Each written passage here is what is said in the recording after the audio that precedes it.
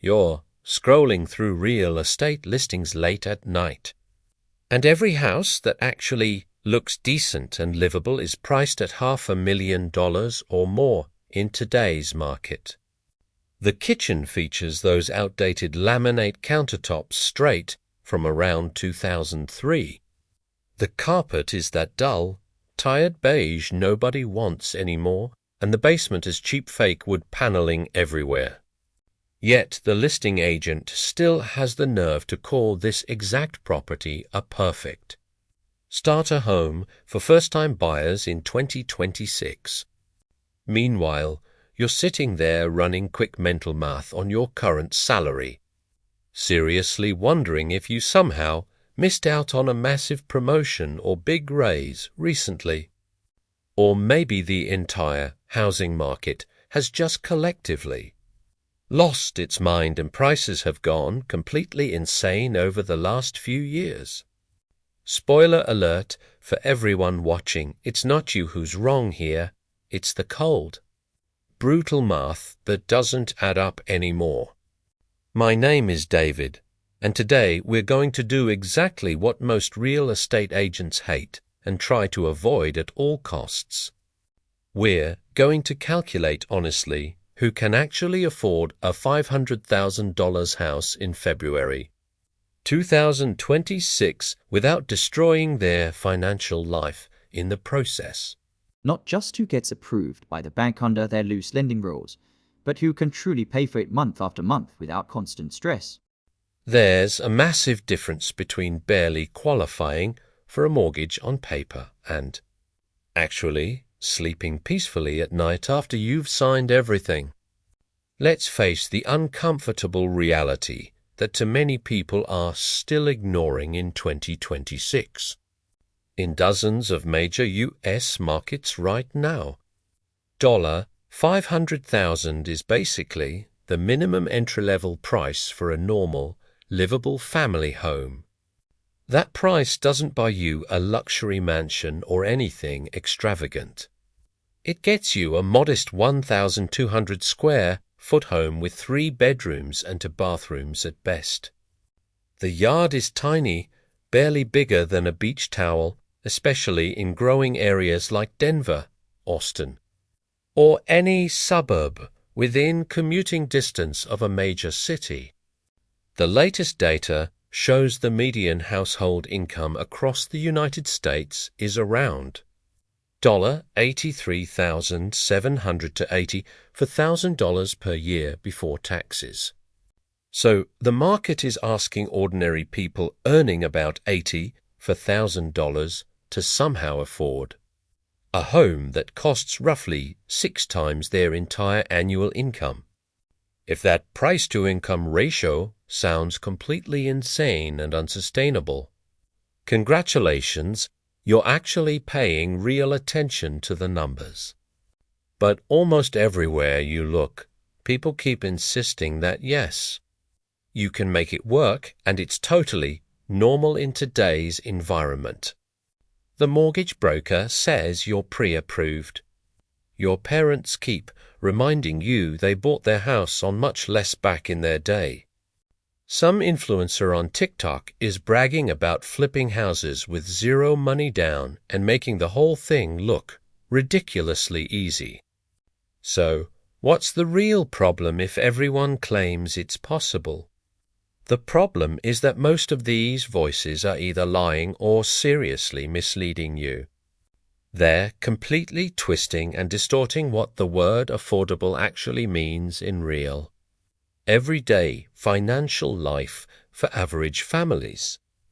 Let's begin with the down payment, the very first hurdle where the majority of people's homeownership dreams die quickly.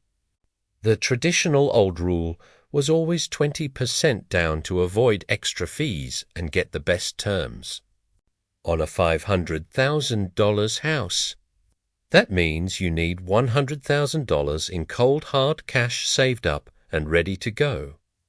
Let that number really sink in for a second. $100,000 just for the down payment alone. The median savings account balance in America right now is somewhere around $8,000 to $10,000 at best. You're not just a little short. You're short by $90,000 or more, which is a massive gap for most people. And before you think I'll just save it over time, let's run those numbers realistically too. If you're earning $84,000 a year and manage to save a strong 10% of your gross income, which very few people actually do, that's only $8,400 per year. At that savings rate, it would take you about 12 years to reach the $100,000 down payment, and that's assuming home. Prices stay completely flat. But of course home prices always rise, often faster than wages, so the timeline gets even longer in reality. So most first-time buyers to put down only 5% to 10% instead of the full 20%. Congratulations by doing that. You've just unlocked a new monthly expense called PMI, or private mortgage insurance. PMI typically adds anywhere from $200 to $400 extra to your payment every single month, depending on your loan details. This is money you pay for insurance that protects the bank in case you default. It does absolutely nothing to protect you, because the lender is worried you might not be able to pay. You're already starting your homeownership journey financially punished from day one. Now, let's talk about the actual mortgage payment itself on that $500,000 house. With a 10% down payment, that's $50,000 you've somehow scraped together, leaving you with a $450,000 loan balance. At current 2026 interest rates around 6.0% to 6.2% for a 30-year fixed mortgage, your principal and interest payment lands roughly between $2,700 and $2,850 per month. But that's only principal and interest. It doesn't include a single other cost required to actually live in the house safely. First, and property taxes, which vary by location but average for $100 to $600 per month in many markets for a $500,000 home. Then homeowners insurance, which has risen sharply due to climate risks and now runs $200 to $400 monthly depending on your area and coverage. Don't forget maintenance and repairs. The rule of thumb is to budget 1% of the home's value annually, which equals about $400 for $120 per month for a $500,000 property.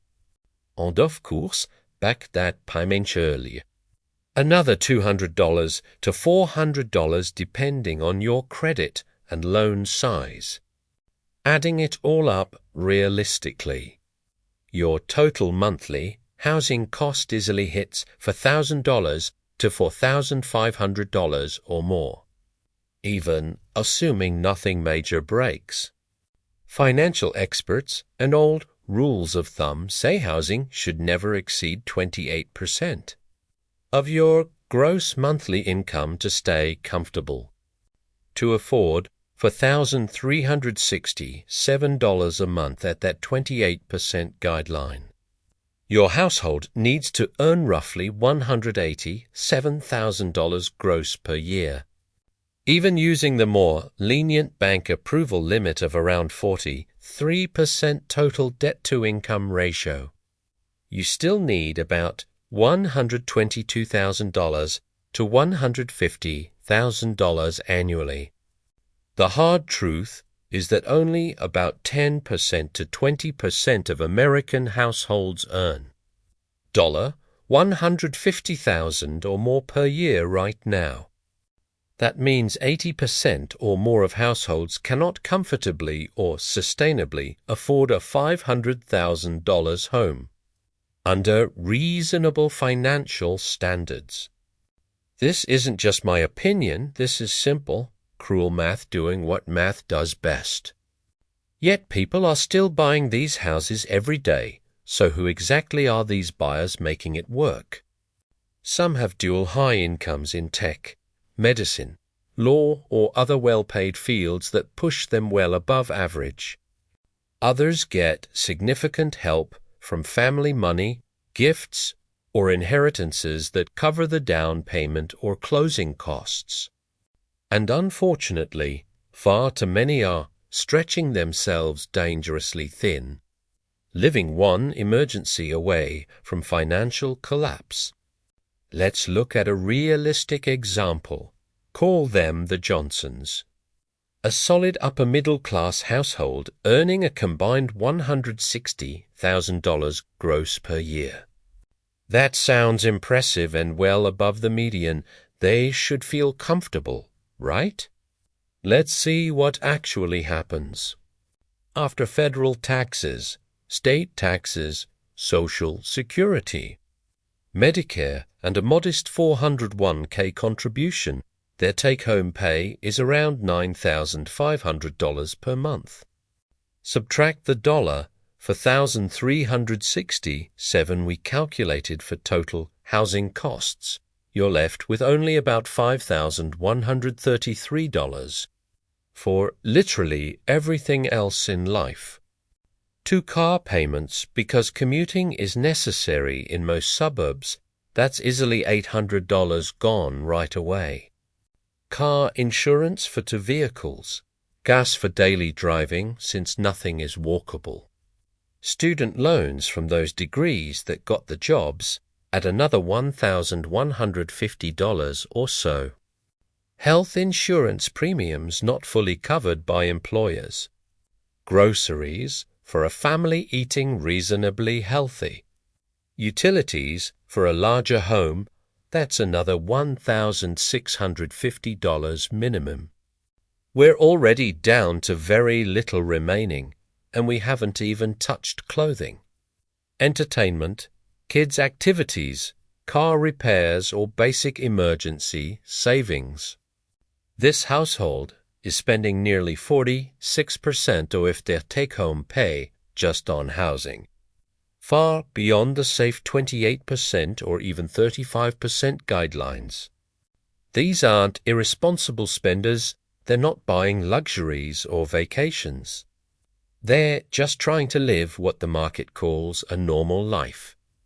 Day to day, that feels like checking your bank balance before every grocery trip to make sure you won't overdraw. It feels like saying no to your kid's school field trip because that $35 might be needed if the check engine light comes on again. It feels like lying awake at 2 a.m. running mental math on whether you can afford new tires this month or have to pray it doesn't rain. One broken HVAC system costs $5,000 you don't have straight to credit cards with high interest.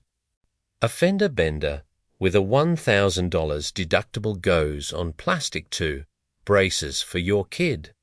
Finance it like a car purchase. This is the daily reality for many $160,000 households trying to own a $500,000 home in 2026. Now imagine what it looks like for households earning the actual median of $84,000. It's not tight. It's mathematically impossible without massive outside help or extreme risk. The truly insidious part is that the housing system doesn't care about these honest numbers at all. Seller's price at $500,000 because that's what recent comps sold for. Banks approve at 43% DTI because the loan won't default tomorrow. Agents push buyers to stretch because their paycheck depends on closing the deal quickly. Nobody in the entire transaction has any real incentive to warn you that you're about to drown yourself financially long term. Once you're locked in with the mortgage, you're trapped. Walking away destroys credit and wipes out your down payment. So people stay into this they hate, Watch savings disappear, all in the name of the so-called American dream. The harsh truth in 2026 for probably 70% to 80% of American households. A $500,000 home is simply not affordable sustainably.